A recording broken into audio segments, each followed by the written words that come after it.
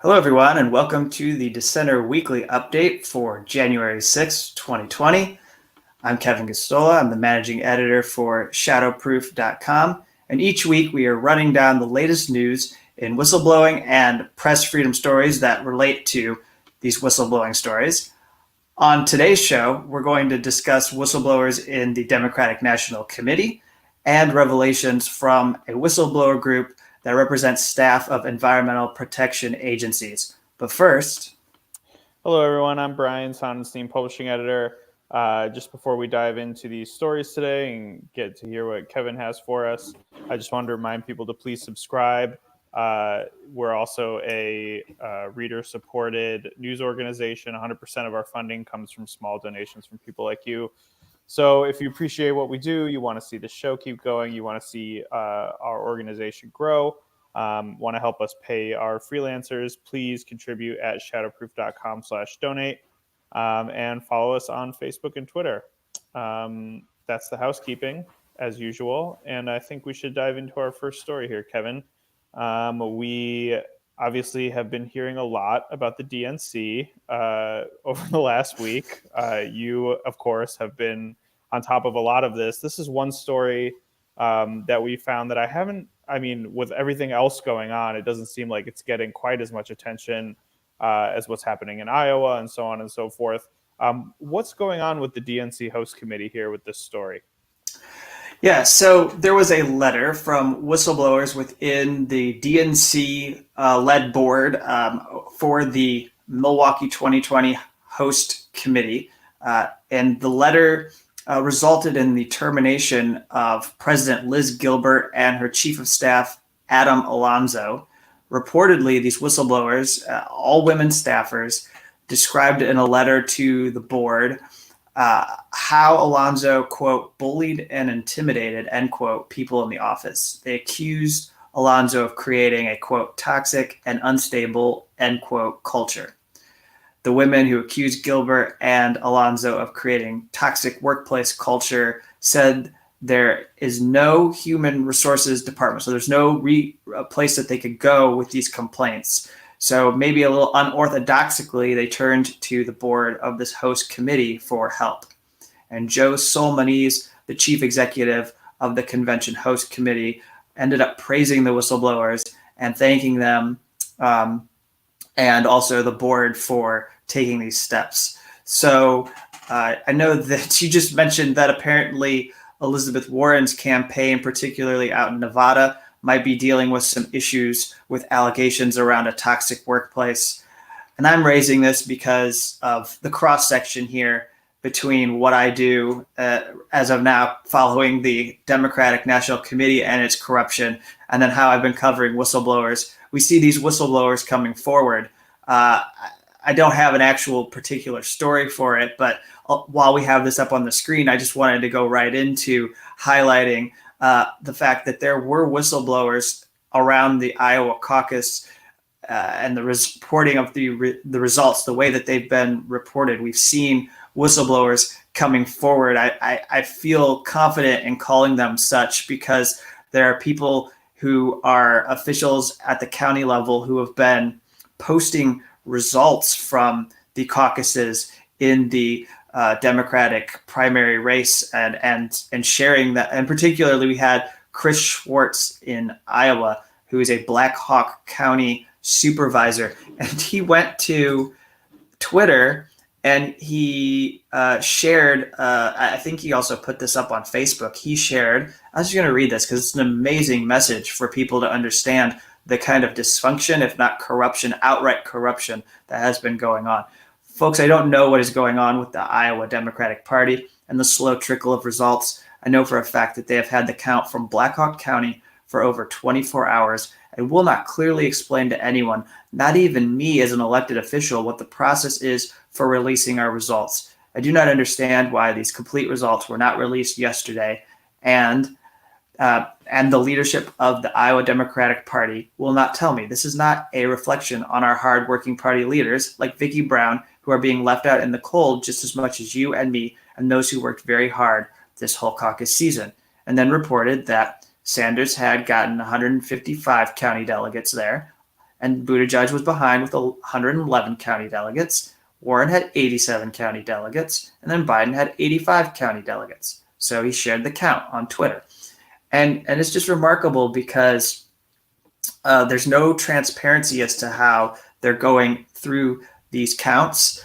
We're coming up on the tail end as we record this broadcast of a lot of this, but then you have DNC Chair Tom Perez calling for a recanvass. So then all of this is not going to be settled. And then it's fallen on these county supervisors, people like Chris, who is a supporter of Sanders, it would appear, but came forward and has been sharing information. And these results, by reporting this, forced the Iowa Democratic Party to go back and fix an error where they had given Sanders delegates, or these what they call SDEs, given those to Bernie Sanders. And it helped in ensuring that was fixed very quickly. So, this is something that it just should be clear to people that these people are whistleblowers. We don't know what's going to happen to them if they get in trouble because they challenged people who are running the Iowa Democratic Party. If they don't like what they did in the last few days, we might see retaliation. Oh, thank you, Kevin. I think this is a really important story to follow, and I'm, kind of not hopeful that things will continue to fuck up with the Democratic Party as the primary goes on, but I am hopeful that should the DNC continue to fumble and engage in this kind of behavior, that there will be people who are leaking and blowing the whistle on that conduct, and I know you'll be following it. So thank you for bringing this story and for what you're doing on the 2020 primary in general. With that being said, let's keep it moving. Let's go on to our next story here. We have a story involving the Bureau of Land Management, which is moving ahead with opening around 1 million acres of land in southwest Colorado to oil and gas leasing. What's the story here? There's a group called the Public Employees for Environmental Responsibility, or PEER. We've highlighted this group on prior broadcasts, but this group is known for representing environmental whistleblowers within the government agencies. People they grant these employees anonymity in order to publish records on their site and in order to bring them together as one unit to challenge the way the government is allowing pollution of the environment, the way they're sidestepping regulations or not enforcing regulations. And in this case, we've got records that were published which show that BLM, this regulatory agency, is ignoring objections from Colorado Governor Jared Polis, who's a Democrat, and the public. It's overruling field managers because what they say is what they want is not in line with the administration's agenda to decrease the regulatory burden and increase access to this land. So in other words, that translates to opening up the land for fossil fuel exploitation by oil and gas corporations. And we should be clear here that opening up this land, this 1 million acres, comes at the expense of conducting environmental reviews. The Trump administration is doing away with these kinds of reviews that are transparent and involve the public by allowing them to comment on what the impact might be to their lives, to their communities, if this land is opened up for oil and gas drilling. So again, this is just something I like to keep coming back to and revisiting over and over again as we have stories that highlight this very pervasive issue within Donald Trump's administration, which is the total capture that it is. The oil and gas industry is completely in control of the Trump administration and the policies that it makes in the Environmental Protection Agency, as well as in the Interior Department, and then in this Bureau of Land Management, which falls under that umbrella. So something to keep in mind. Thank you. Definitely these environmental stories we'll keep on top of as well. Our next story involves the Department of Education. Can you tell us what is happening here? Yeah, and I just wanted to highlight this. This involves Dwayne Bensing, a lawyer with the Education Department, who just filed a complaint with the Office of Special Counsel. This is a office that is supposed to oversee whistleblower protection statutes and see, if in fact someone has been retaliated against for making a disclosure that, showing that they were a whistleblower. And so Bensing says the Whistleblower Protection Act was violated because he faced retaliation after he disclosed to the public the details of email conversations showing personnel in the Education Department were involved in sidestepping protocol to act on a complaint against transgender student athletes. So this is under the administration of Betsy DeVos. And of course, she has an alignment with Christian evangelicals, and it would seem that the Puritanism and the way in which the Education Department probably views transgender people unjustly right now is coloring this process. His disclosures were just to say that this group had filed a complaint suggesting that it was unfair for transgender students to compete with the people they identified. So if they identified as a woman, then it was wrong for them if they were born biologically a male, and then vice versa. And that's something that the Education Department was going to manage, but it's a very controversial thing. It's something that they want to get right, and it's very contentious. And Bensing's disclosures, the email conversations that he shared, according to Huffington Post, were just to say they sidestepped protocol entirely to, it almost seems fast track giving a resolution that might be favorable to this group that was complaining and then go against transgender student athletes. So we'll monitor what happens with Bensing. He appears to have faced retaliation and lost his position in the Education Department. And so it's something to see what happens next. Thank you. Absolutely. Our next story here, we've had stories involving FAA whistleblowers in recent weeks. You've got another story here involving helicopter crash in Hawaii. Would you walk us through this story? Yeah, and I wanted to cover this one and highlight it particularly because we saw the very vivid helicopter crash that Kobe Bryant, basketball superstar, former Los Angeles Laker, and he died. And there was so much affinity and outpouring of support from celebrities. And what we're learning based on his crash, the crash that he died in, was that this happened because of the erosion of safety regulations, or the erosion of a culture that says we should have more safety regulations in order to protect people. And now you have Joseph Monfort, a former Army helicopter pilot and FAA employee since 2009, telling Senate investigators that FAA bosses twice denied him travel authorizations to visit the helicopter company that was involved in the crash, or I guess implicated in the crash in Kauai, Hawaii, that killed 7 people back in December. And another chopper crash, this article points out from CBS News, happened in last April, that killed 3 people. It's receiving new scrutiny. And there's claims that the FAA did not provide adequate oversight that could have prevented that accident.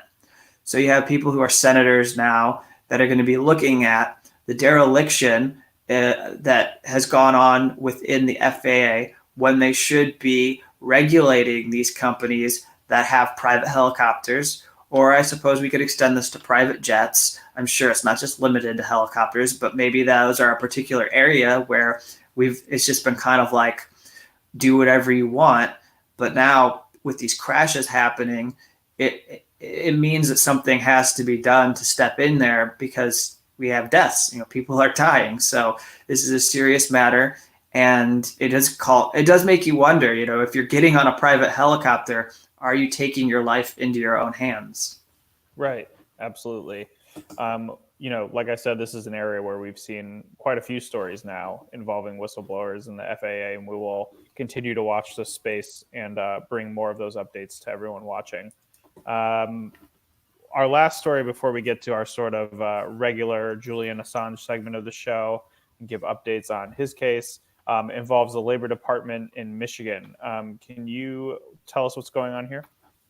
Yeah, and I'm actually reading from this press release that came out from the Labor Department, and there was a Michigan school district that was ordered to reinstate this employee and pay over $100,000 to, as a second employee. So we've had two people who were retaliated against, and it appears lost their jobs because they warned of unsafe conditions in the school. We're talking about Dearborn Heights School District. I think this is in and around Dearborn, Michigan. And these people brought up complaints that showed that there was an asbestos hazard. It was illegal asbestos. And now OSHA has ordered that the Michigan School District pay this money back. That includes back wages, damages, and other compensation. The complaint essentially was that so this was a terminated employee who served as a key witness for a federal investigation in 2012, made this whistleblower complaint, alleged that there was student exposure to asbestos at the public school, and then in fall 2016 also reported potential exposure of pesticide at the school to the Michigan Environmental Protection Agency. And now they found that although the district publicly disputed these complaints, as well as media reports about students and teachers and others being exposed to hazards, that the district has been involved in presenting. They've been involved in their own disinformation campaign by alleging that there was misinformation by these people, and that they were saying this whistleblower was creating a public health scare for no apparent reason. And it turns out that these whistleblowers who were terminated were exactly right to raise concerns with these hazards. Thank you. Let's conclude with our update on Julian Assange and WikiLeaks and Julian's prosecution.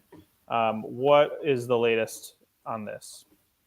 And so the latest development that we have for this week's show is that there were more than 130 prominent figures from within Germany, according to German Deutsche Welle, and they're artists, they're politicians, these are media figures.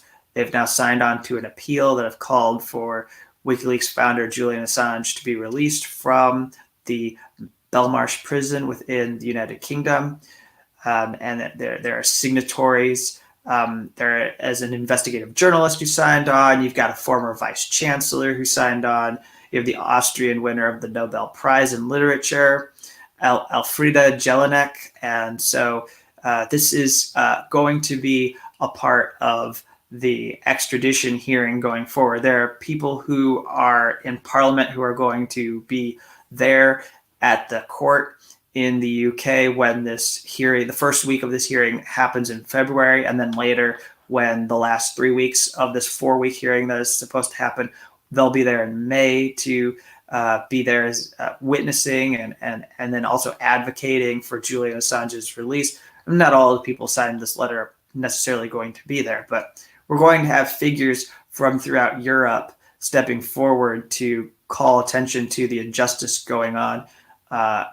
We've seen events in the last week with UN Special Rapporteur on Torture Niels Meltzer participating. He's been one of the most outspoken advocates who's been fighting for information from governments that are involved in this extradition, pushing for this extradition, going after the UK, suggesting that they need to investigate themselves for criminal conduct because they have not been doing what is necessary to prevent Assange from enduring psychological torture, and of course demanding answers from the United States. But I'm sure that whatever he sent them was just thrown in the garbage can.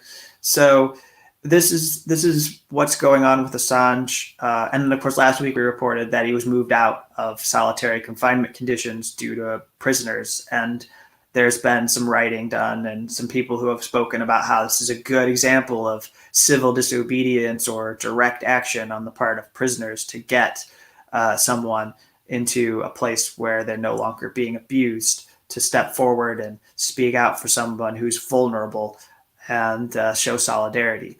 So that's where we're at. And again, I'm going to be there. I'm planning to go to London in order to cover this first week that's going to be taking place the week of February 24th. And so there's a few things to say. We at the end of this broadcast, we always update you on how many days some of these people have been in prison, these high-profile cases that we have been following. So Chelsea Manning has been in jail for 330 days. She owes over $210,000 in fines. Those fines just keep going up each time that she is in jail. Every day, another $1,000 is owed. I believe it's actually over $220,000 now that she owes. Julian Assange has been in jail for 301 days since he was expelled from the Ecuador embassy in London. Jeremy Hammond is in jail in the same facility as Chelsea Manning. Again, I remind you that both of them are there because they refused to cooperate with a grand jury that was set up to destroy WikiLeaks. Terry Albury is an FBI whistleblower put behind bars. That's one of the whistleblower cases that has unfolded under President Donald Trump. He's responsible for Terry being in prison. He was exposed. He gave documents to The Intercept about FBI profiling. And then Daniel Hale is an alleged drone whistleblower. We still have his trial to happen this year. We presume that's going to be the case, but he could have a plea agreement at any moment. Anyways, he's facing he's accused of violating the Espionage Act because he allegedly gave documents to The Intercept on the drone assassination program. And then there's Reality Winner, who's in a facility in Carswell in Texas, and she is there. She's going to be there. She's serving a sentence that's over 5 years, but she's expected to be in this prison for another couple of years. And she's there as an NSA whistleblower who released a document that she believes showed evidence of Russian hackers targeting voter registration systems. And so now she's sitting in jail, sitting in a prison. And I had the privilege to go to an event at the University of Michigan to speak about Reality Winner about a week ago, to speak in conjunction with a play that is touring around the country. And if you get a chance to go see it, I encourage you to go see this production. I believe her name is Tina Satter. She's the director of the play. It's a fantastic production that brings, it shows the way in which a person would rightfully so feel petrified as they're facing an FBI interrogation. It breaks down all elements of what happened with the interrogation that Reality faced and what she likely was feeling emotionally while this unfolded. It humanizes her, but then again, it also uses the transcript word for word to reproduce and depict this thing that unfolded that was pivotal in her case, that led her to incriminate herself and do so, although she was not read her Miranda rights. And there's evidence that her constitutional rights were violated. And there's something I wanted to say. I'm just going to lean over here and grab this packet. I did this for a group called UMS. They do this festival called, they did this festival No Safety Net, where they show, I suppose, art that's more political or has more of a social kind of element to it. And there's this interview that was conducted by Brian Willen, who is the lawyer and member of UMS board of directors. He was a moderator for one of the panel discussions that I got to do. And then he spoke to Barbara McQuaid, law professor at the University of Michigan. You may have seen her on NBC News or MSNBC before. And then they also brought in Greg Stetschgall, who's a former special agent with the Federal Bureau of Investigation, and they talked with her. They all talked amongst themselves about Reality Winner's case and the violations of the Espionage Act that she was accused of committing and all of that. And I wanted to highlight this part of this interview. I'm going to probably get more into this in the future here, but I just wanted to give you this nugget. It's something that stuck with me for the last week, and it made me concerned because we have students in academia who are presumably going to go to these panels, and they get to see people like this former special FBI agents talk, this former U.S. attorney, a prosecutor talk, and what are they hearing from them about these whistleblower cases? How are they being misinformed? How are they being disinformed about these cases? How are these people claiming to know about this case when even I, who covered this case, have never heard their names in association with this case? And I don't know why they should be taken as experts who can speak about this case. So they were brought on a stage to talk about this. And Barbara McQuaid said, and this is just amazing to me, she was speaking about the current existence of the Espionage Act. She was asked this question. Here, Reality Winner disclosed classified information to The Intercept. Do you think it would have been possible to bring a case against The Intercept for publishing the document? And Barbara went through some of the ways that the Obama administration had actually gone after journalists and that they were in the crosshairs of the war on whistleblowers. But then she gets to this thing that she says that, again, is incredible to me. It could be difficult to achieve in practice, Barbara said, but when you think about how difficult it is nowadays to define who is the media, certainly most people would agree with traditional media outlets like the New York Times. But how about something like The Intercept or WikiLeaks or just Greg in his basement on his blog? Is that media? So that's where it becomes difficult. And I brought this up to you, Brian. I just said, I don't understand how someone who's teaching law to students could sit there and have a conversation and act like The Intercept isn't media. It's a very, I don't know if I want to say it's like astonishing or it's concerning. It's all of these things. I don't even understand, where one even begins. I mean, obviously, regardless of the feelings that one might have about The Intercept, I know that some people might agree or disagree with some of their editorial decisions. Regardless, they have award-winning journalists that are on their staff who have written for a variety of what I suppose Barbara would consider mainstream outlets.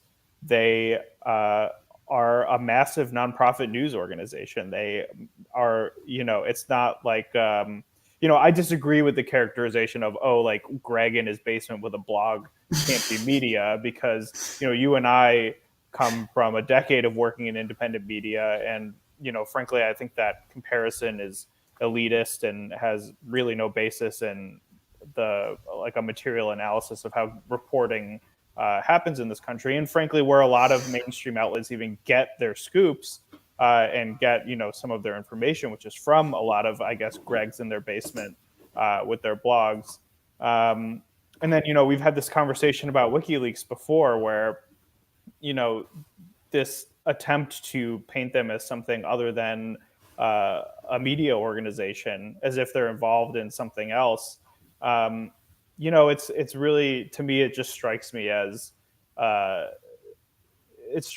desire to sort of confirm one's own biases and sort of be secure in which side they're on, and less to do about actually analyzing like what a media organization is and does. So rambling on, but I when you shared that with me originally, it's just that this person is a professor and is teaching this to people, I think is galling. I don't know if you... As we wrap here, let's just be clear. She said this after Glenn Greenwald is now facing a case in Brazil. and also was responsible for breaking possibly the biggest stories in Brazilian history in the last year related to corruption within the government of Jair Bolsonaro. And it ultimately created a scenario where Lula, who was imprisoned, was released from confinement, and so he's out and free. And that journalism contributed to him being able to be free. And then, as you say, Greg, okay, she's talking about the person who was sharing the stage with her, who was the former special FBI agent. But I think if that person started his own blog, he would be a journalist. Let's be clear here. Someone who is engaged in the act of journalism, even if it's propaganda for the FBI, let's say, it's still journalism. And you would be protected under the First Amendment. And then, it would fall on us to expose it as propaganda and criticize it and do all of that. But that exists completely outside of whether it's media or not. I mean, absolutely, it would be media.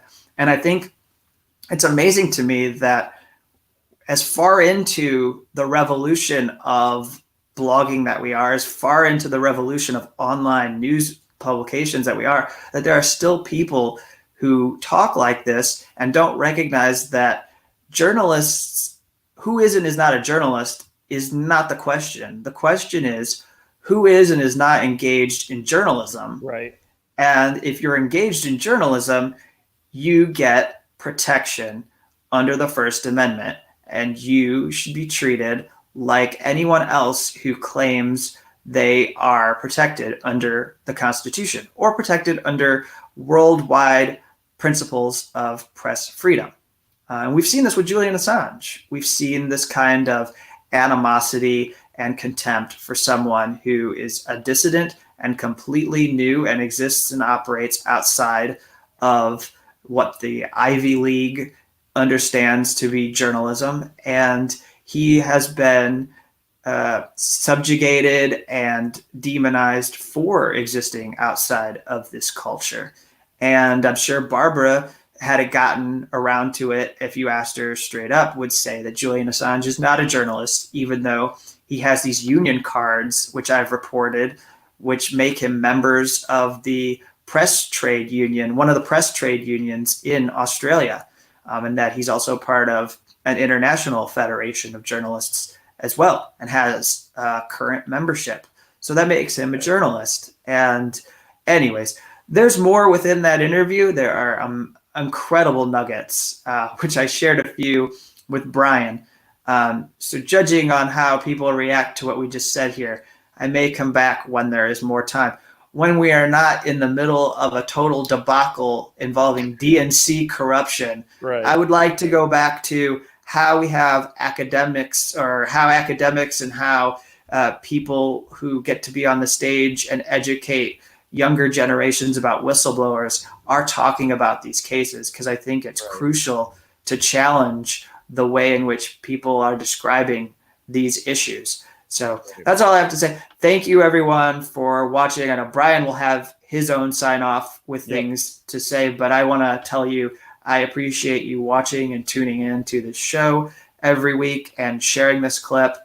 And I appreciate all the new subscribers that we get, and anyone who engages with me on Twitter. I appreciate the ability to interact with you and hear from you what you're thinking, whether it's on these whistleblower stories, these whistleblower issues, or some of the work I've been doing on the DNC. So thank you. Yeah, and I just want to reiterate that thanks. We've had, a slew of new members over the last week and a half, 2 weeks. It's been very encouraging to see, and we appreciate it deeply. That money goes to paying the freelancers. Like we had Michael Senato publish an excellent piece on the National Nurses United group this week. That's all paid for entirely from your donations, from our memberships, from your single donations. So I just, I want to both welcome and thank, very sincerely the people who have joined us. If you're out there and watching, if you're curious, if you enjoy this work and you want to support it, I would really encourage you to check out shadowproof.com/donate. Look at our membership options. we're just talking about $5, $10 a month here. But even a one-time donation of $20 makes a big difference. We have very low overhead and a very tight budget, and we try to use as much of that money as possible to give to writers and to the freelancers who contribute for us. So I just wanted to express my gratitude for everyone who joined and encourage those of you who do, support our work. If you're able to support us financially, you can also help us out by, sharing the show, sharing Shadowproof, telling your friends about the work that we do is definitely a huge boost for us. That's the way that a lot of people find out about media is through people that they trust. So if you trust us, if you like the show, please support us. Again, Kevin's going to be going to the UK to cover very important extradition hearing for Julian Assange. That is also funded with your contributions. So again, you're a part of making this work happen, and we appreciate your support. We will see you next week. Thank you very much. And Kevin, thank you for the excellent work you're doing. Take care, everyone.